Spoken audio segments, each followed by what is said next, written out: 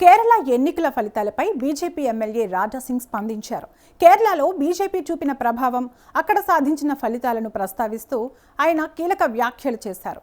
కేరళలో వచ్చిన విజయాన్ని మాత్రమే సంబరంగా చూసుకోవడం సరిపోదని, అదే స్థాయి విజయం తెలంగాణలోనూ సాధించాలనే లక్ష్యంతో ముందుకు సాగాలని ఆయన అన్నారు. ఎక్కడో ఒక రాష్ట్రంలో గెలిస్తే ఇక్కడ సంబరాలు చేసుకుంటూ కూర్చోవడం కాదు, నిజమైన విజయం అంటే మన రాష్ట్రంలో కూడా అదే స్థాయి ఫలితాలు తీసుకురావడమని ఆయన వ్యాఖ్యానించారు. పార్టీ కార్యకర్తలు, నాయకులు క్షేత్రస్థాయిలో బలంగా పనిచేయాలని, ప్రజల మధ్యకు వెళ్లి బీజేపీ బలాన్ని పెంచాలని ఆయన సూచించారు.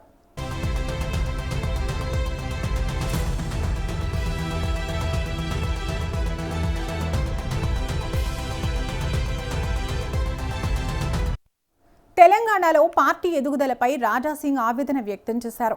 కొందరి వ్యక్తిగత స్వార్థం, అంతర్గత విభేదాల కారణంగా పార్టీ సరైన దిశలో బలపడలేకపోతుందని ఆయన అభిప్రాయపడ్డారు. పార్టీని గెలవనివ్వకుండా అడ్డుకుంటున్న పరిస్థితులు కూడా ఉన్నాయంటూ పరోక్షంగా విమర్శలు చేశారు. నాయకులు తమ వ్యక్తిగత ప్రయోజనాలను పక్కన పెట్టి పార్టీ ప్రయోజనాల కోసం పనిచేయాల్సిన అవసరం ఉందని ఆయన స్పష్టం చేశారు.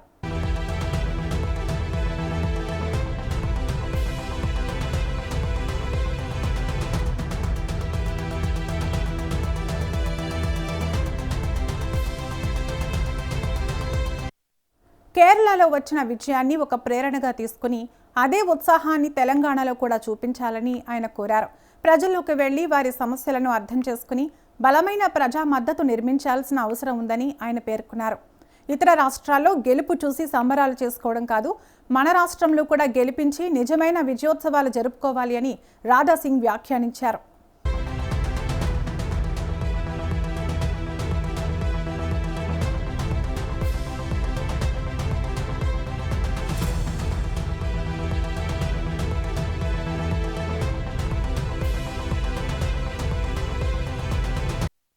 ఇక పార్టీ భవిష్యత్తుపై మాట్లాడుతూ సరైన సమన్వయం, క్రమశిక్షణ, సమిష్టి కృషి ఉంటే తెలంగాణలోనూ బీజేపీ బలమైన శక్తిగా ఎదగడం సాధ్యమని ఆయన ధీమా వ్యక్తం చేశారు. కార్యకర్తలు నిరుత్సాహపడకుండా ప్రతి బూత్ స్థాయిలో పార్టీని బలోపేతం చేయాలని ఆయన పిలుపునిచ్చారు.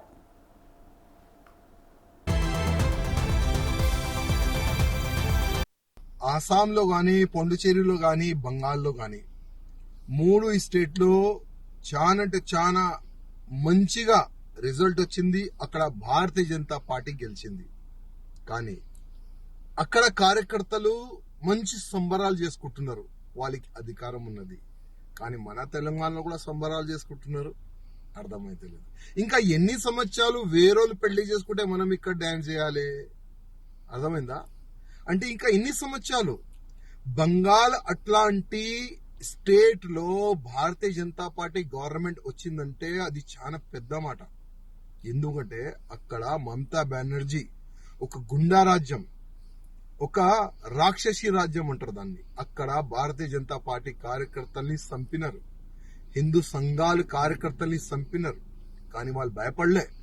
ఎట్టి పరిస్థితిలో బంగాల్లో భారతీయ జనతా పార్టీ గవర్నమెంట్ రావాలే, కాషాయం గవర్నమెంట్ రావాలని ఒక సంకల్పం పెట్టుకొని ప్రాణ త్యాగం పెట్టి వాళ్ళు పనిచేస్తున్నారు. అందుకోసం ఇవాళ బంగాల్లో భారతీయ జనతా పార్టీ గవర్నమెంట్ వచ్చింది.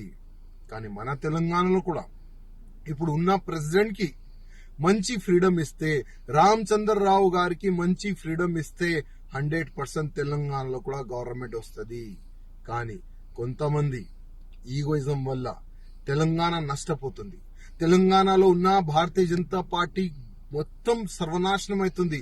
అదే కొంతమంది వల్లనే. నేను ఇప్పుడు కూడా రిక్వెస్ట్ చేస్తున్నా, మీ ఈగోయిజం ని పక్క పెట్టండి.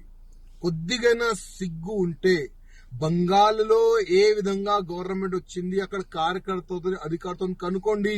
వాళ్ళు కూడా అక్కడ కూడా ఉండే కొంతమంది, అక్కడ కూడా ఉండే కొంత కాంపిటీషన్.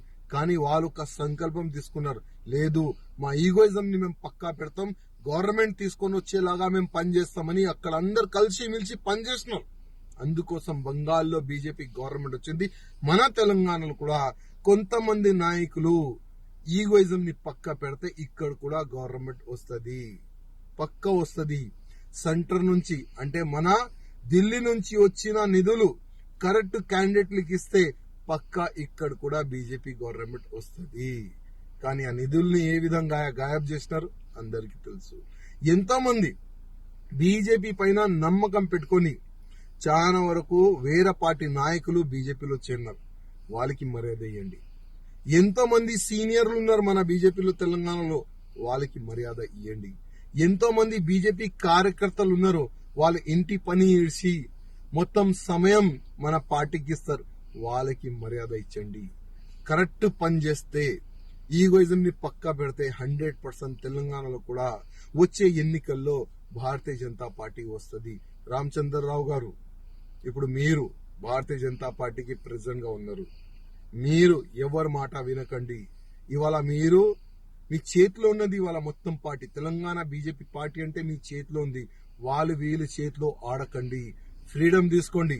డైరెక్ట్ ఢిల్లీ అధికారులతోని అమిత్ షా గారితో మాట్లాడి మీరు ఫ్రీడమ్ గా తెలంగాణలో పనిచేస్తే 100% వచ్చే ఎన్నికల్లో పక్కా బీజేపీ గవర్నమెంట్ మన తెలంగాణలో వస్తుంది.